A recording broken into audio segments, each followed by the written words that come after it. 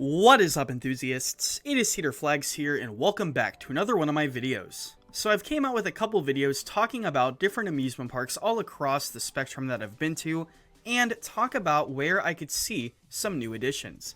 Now, when you look at some of the bigger amusement parks, you could see that they are mostly filled up. But when you look closer, you could tell that there are some spaces that are rather empty or abandoned. And it makes me wonder, what could replace those in the future? We've seen parks take empty spaces and make them something new and great. So could we see this in the near future with some other parks?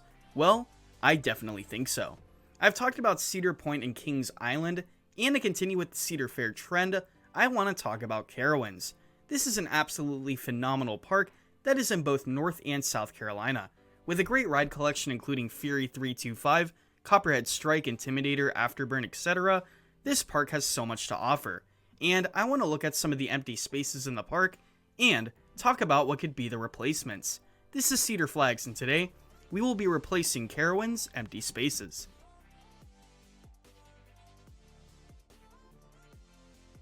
So the first property I want to talk about is the old Dinosaurs Alive property. Now, if you don't know too much about this, in the early 2010s, Cedar Fair introduced a new attraction known as Dinosaurs Alive to some of their parks. And let's just say it wasn't the best decision.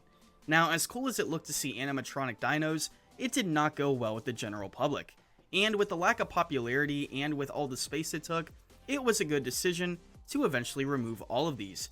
Now, there have only been a few of these Dino Alive places that have been filled up, like with Cedar Point at Forbidden Frontier, and with Kings Island with the new B&M Giga Orion. But Carowinds' Dinosaurs Alive property is still sitting vacant, and there is nothing there at this moment. So let me just say that looking at this area, it is 4.5 acres and on the South Carolina side, and something I noticed, this is crammed right in between Afterburn and Intimidator.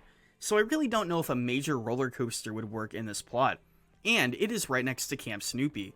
Why not a good family style attraction to attract both adults and younger kids? Why not a Zamperla water ride? Either a traditional flume or a super flumes. Now, these two rides are definitely log flume-esque, and I think they would be very good family additions to the park.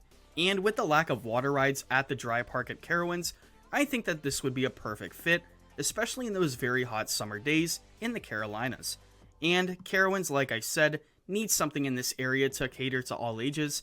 I think this would be the perfect fit here. You could have a path that connects to Wilderness Run at Camp Snoopy and make it a full loop if you wanted to. Up next, we go to the former plot of land that used to hold a water ride, specifically the Rip Roarin' Rapids. This was on the North Carolina side of the property and was right next to Fury 325 near the front entrance of the park.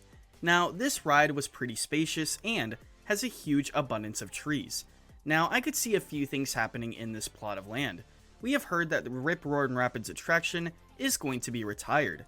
Now, something I want to mention out there before I get into this, and I don't think this is going to happen, but what if they retrofitted it? I know the park doesn't really work with Intamin anymore, but if we saw something like an Infinity Falls refurb, I think this would be pretty cool. But being a little more realistic, I don't see that being in the future for this park. Looking at this property, it is also 4.5 acres, and is in between a service road, the Midway, and Fury's Lift Hill, and you could definitely fit something here. Something that intrigues me about this area is that on the North Carolina side, they really haven't gotten any big additions since Fury, while the South Carolina side has so much more to offer. Now, I feel like this side needs another great coaster, and what better attraction to add here than a GCI hybrid, something similar to Zambezi Zinger, but much, much bigger. Remember back at IAAPA a few years ago, when GCI was looking at these renderings with coasters with inversions and hybrid track? Yes, I think that would be a perfect fit here, but to a smaller degree. Maybe make it a little over 100 feet, maybe size of Mystic Timbers or something like that, and have a complete layout filled with inversions, strong airtime moments, and elements that are fit for a hybrid track.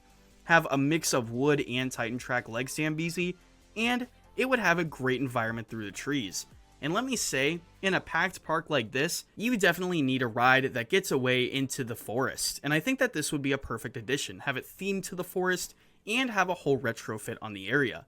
It's definitely big enough.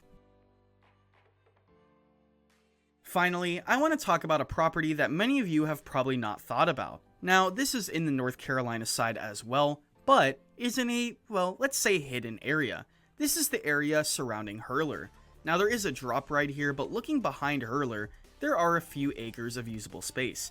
Now, there is a maintenance road here, but if you decided to slightly move that or merge it on with the road next to it, I think you can make way here.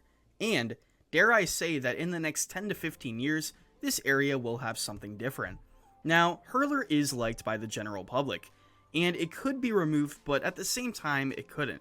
If my GCI theory comes true, Hurler might become a little more irrelevant, but I have family that personally love this coaster that live near Charlotte, and knowing the general public and how much they like this ride, I don't know if that would be a priority for them. So I want to jump in two scenarios, one if it stays, and two if it gets removed. The first scenario, if it stays. Now, in this scenario, you still have 3 acres of usable land, and you have a road right in between the drop tower and the Hurler coaster, and you could make a new midway in this area, maybe have a new area. So what could we put in this? Well, the relocation of Railblazer from California's Great America.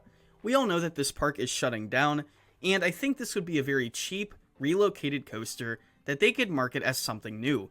It would be the first single rail coaster in the region, at least by RMC, and this would be such a big deal to so many people. It would have that fast-paced nature and differentiate from the rest of the coasters at the park. And let's go to scenario number 2. If Hurler was removed.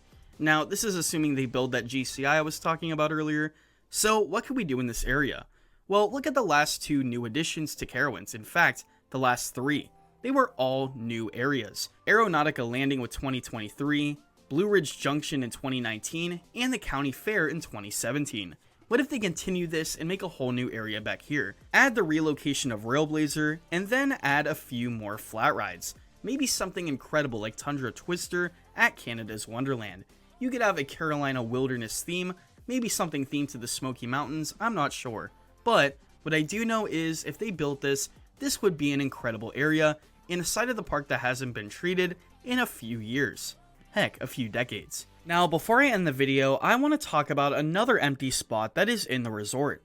But it is kind of obvious what's going there. It is a little south of the Carolina Harbor Water Park, and it is surrounded by water attractions. And you really don't have to be a genius to guess what's going here. I'm guessing in the near future, they are going to add something water related here, maybe a water coaster or a new slide complex. Anyways, what did you think about this video? Did I miss any plots of land that you could think of? Anyways, what did you think about this video? Let me know in the comments below. This is Cedar Flags, and I'll see you all later.